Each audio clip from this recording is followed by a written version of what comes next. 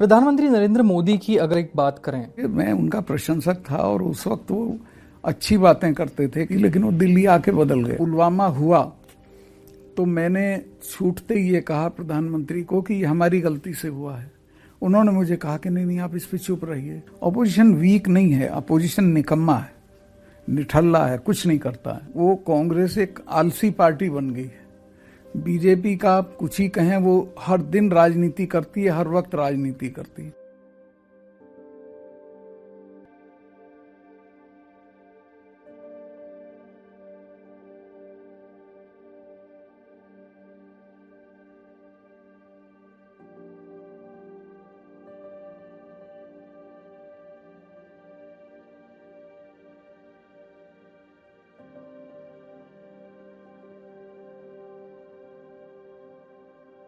आपने भारतीय जनता पार्टी उस वक्त ज्वाइन की जब अटल जी मुखिया थे। अटल जी, वो दूसरी भारतीय जनता पार्टी थी, दूसरी तरह की थी।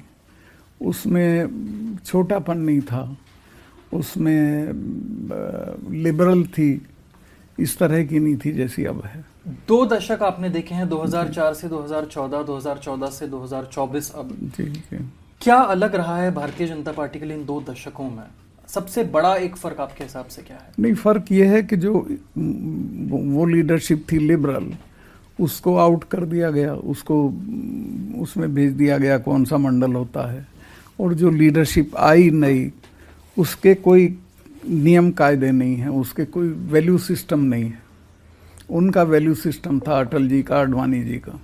आपके हिसाब से आज की कांग्रेस कहाँ कम पड़ रही है? कम कहीं नहीं पड़ रही। राहुल गांधी जितना कर सकते हैं वो कर रहे हैं, and he is doing very well. I support him, I support his actions. लेकिन वो कांग्रेस एक आलसी पार्टी बन गई है। बीजेपी का आप कुछ ही कहें, वो हर दिन राजनीति करती है, हर वक्त राजनीति करती है। अपोजिशन के लोग राजनीति को तफरीह की तरह, जब समझ में आया कुछ कर लिया, नहीं आया नहीं कर। अभी मैंने उनको एक इशू दिया था पुलवामा वाला, चूंकि मैं उसके नज़दीक था, मैं गवर्नर था वहाँ तब। इन्होंने पिकअप ही नहीं किया उसको। जब पुलवामा हुआ तो मैंने छूटते ही ये कहा प्रधानमंत्री को कि ये हमारी गलती से हुआ है। उन्होंने मुझे कहा कि नहीं आप इस पे चुप रहिए। मैं समझा कोई जांच कराएंगे। कुछ देर बाद मुझे डोभाल का फ़ोन आया, उसने भी कहा सतपाल भाई चुप रहे। वो मेरे साथ क्लास फेलो थे लॉ में, तो उन्होंने कहा इस पे चुप रहिए। मैं समझा कोई आज तक उसकी कोई जांच नहीं हुई। और अगले दिन से ही ये शुरू हो गए उसका बेनिफिट लेने के लिए कि वोट देने जाओ तो पुलवामा की शहादत को याद रखिए। मैंने अपोजिशन को ये कहा कि तुम इसको ये उठाइए कि भाई इस शहादत को याद रखिए। तो 5 साल हो गए, आज तक इसकी जांच नहीं हुई है, कैसे हुआ, किसकी गलती से हुआ। किसी का तो सर कलम होना चाहिए था, वो हुआ ही नहीं, and they are not picking it up. आपको लगता है ऑपोजिशन में कहीं ना कहीं एक मोमेंटम बिल्ड नहीं हो पा रहा है? हाँ, नहीं हो पा रहा। उसके बहुत सारे कारण हैं, कुछ ऐसे हैं जो मैं नहीं बोल सकता हूँ। सब लोग खाए पिए लोग हैं। अब वो लड़ेगा या तो नौजवान लड़ेंगे, या किसान लड़ेंगे, या फिर जो फकीर होगा वो लड़ेगा। जिसके पास साधन है, पैसा है, वो सरकार के खिलाफ नहीं लड़ सकता है। पुलवामा की आपने बात की, जम्मू एंड कश्मीर की जब हम बात करते हैं तो क्या चीज़ें बदली हैं? क्योंकि भारतीय जनता पार्टी का ये दावा है कि टेररिज्म कम हो गया है, स्टोन पेल्टिंग बंद हो गई है, बाकी सारी चीज़ें। आपको लगता है सुधार आया है? ये तो गलत है। टेररिज्म तो ख़त्म नहीं हुआ, बल्कि बढ़ा है। अभी आप देखिए राजौरी में, कुपवाड़ा में रोज़ कुछ कोई ना कोई टेररिस्ट एक्टिविटी होती है। मैं जब वहाँ था सब बंद हो गया था। ये स्टोन पेल्टिंग भी उसी वक्त बंद हुई थी, इन्होंने कुछ नहीं किया है इसमें।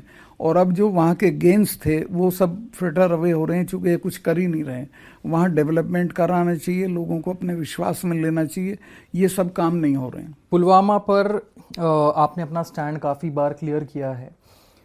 कई लोगों से सवाल ये आता है कि उस वक्त आपने खुलकर ये बातें क्यों नहीं की? भाई, लोग पढ़ते नहीं हैं, लोगों को जानकारी नहीं है। सही बात यह है कि पुलवामा की घटना होने के 2 घंटे बाद ही मैं बोल दिया था, और मैंने ये कहा था कि हमारी गलती से हुआ है।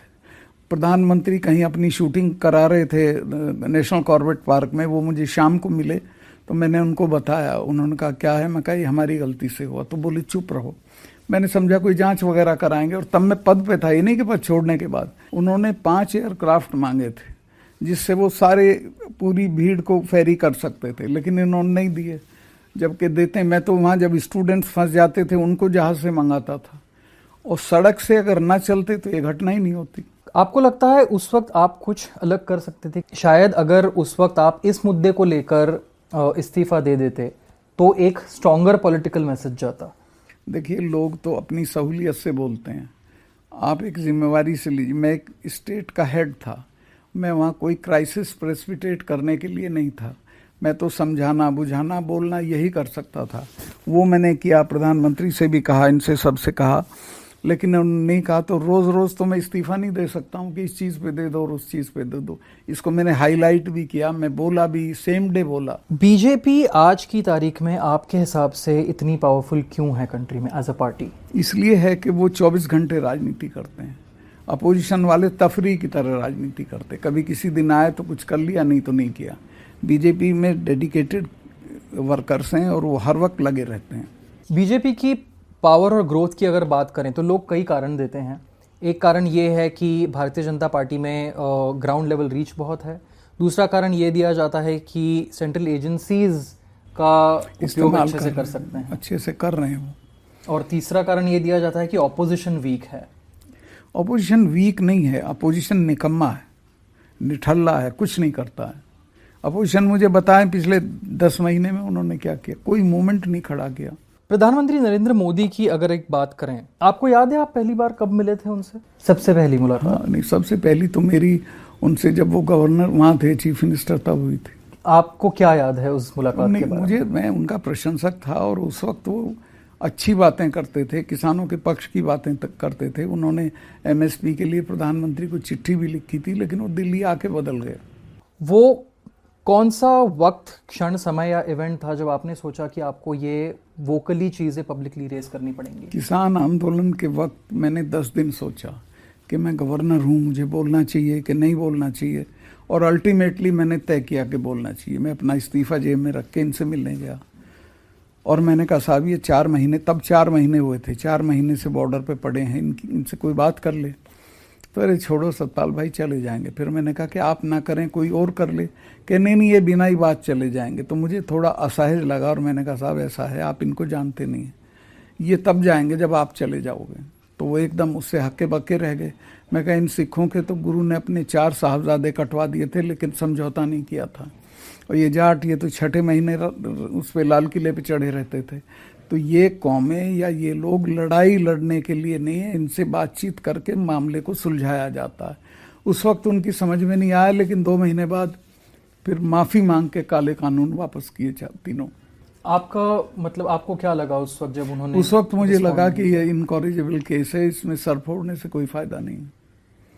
और फिर मैं पब्लिक मीटिंग्स करने लगा। मैंने राजस्थान में की, उत्तर प्रदेश में की, और सब किसानों में मैंने मीटिंग्स की और इश्यूज़ को आर्टिकुलेट किया। आपकी जो भी क्रिटिसिज्म आती है भारतीय जनता पार्टी के लिए, अब क्यों ये बयान आ रहे हैं? क्या कोई महत्वाकांक्षाएं हैं या आप कोई पॉलिटिकल? मैं इसको स्ट्रेट ये कहता हूँ, भाई पढ़ा करो, सुना करो। मैंने कब क्रिटिसिज्म किया? अब नहीं किया मैंने। जिस दिन पुलवामा हुआ उसी दिन किया, और तब मैं अपने पद पे था। फिर किसानों वाला भी मैंने तब किया जब मैं पद पे था।